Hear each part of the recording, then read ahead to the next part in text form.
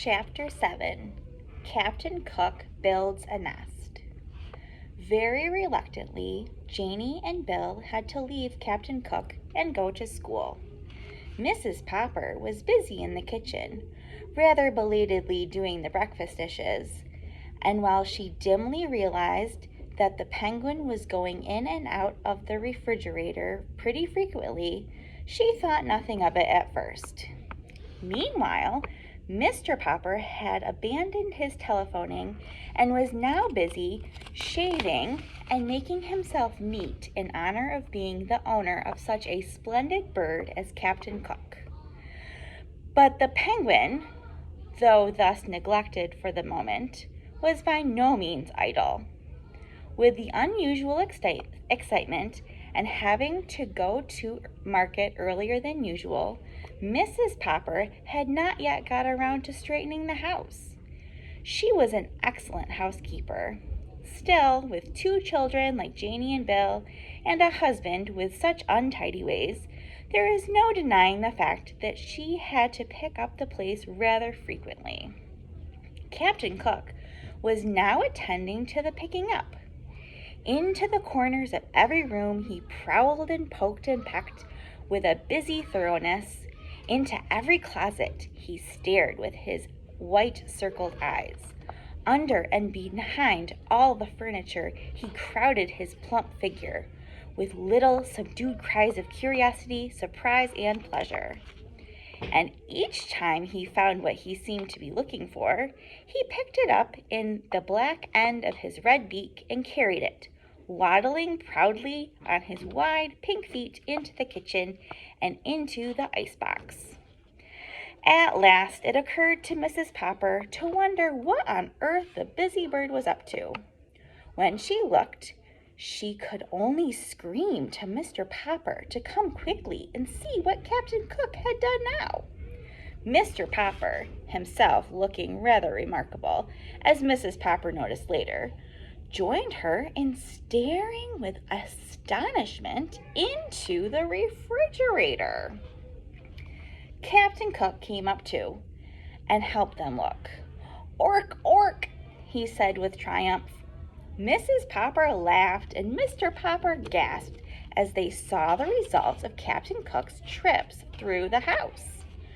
2 spools of thread, 1 white chess bishop, and 6 parts of a jigsaw puzzle, a teaspoon and a closed box of safety matches, a radish, 2 pennies, a nickel and a golf ball, 2 pencil stubs, 1 bent playing card, and a small ashtray, 5 hairpins, an olive, 2 dominoes, and a sock, a nail file, 4 buttons of various sizes, a telephone slug, 7 marbles, and a tiny doll's chair, 5 checker pieces, a bit of graham cracker, a Parcheesi cup, and an eraser, a door key, a button hook, and a crumpled piece of tinfoil, half of a very old lemon, the head of a china doll, Mr. Popper's pipe, and a ginger ale cup, an ink bottle cork, 2 screws, and a belt buckle, 6 beads from a child's necklace, 5 building blocks, a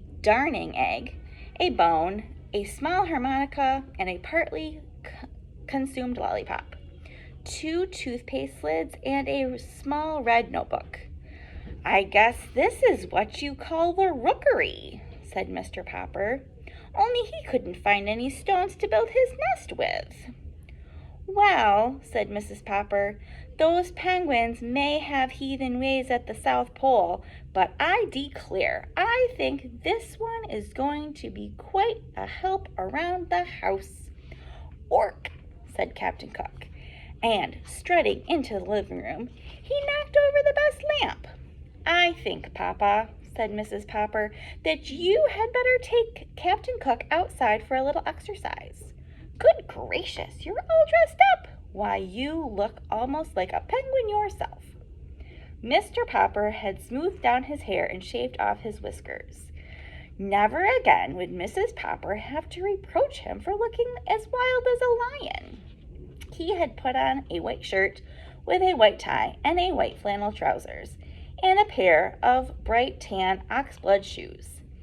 He had got out of the cedar chest his old black evening tailcoat that he had been married in, and brushed it carefully and put it on too.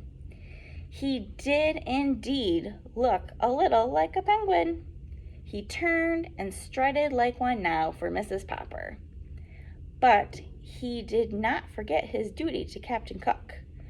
"Can I have a few yards of clothesline, please, Mamma?" asked Mr. Popper.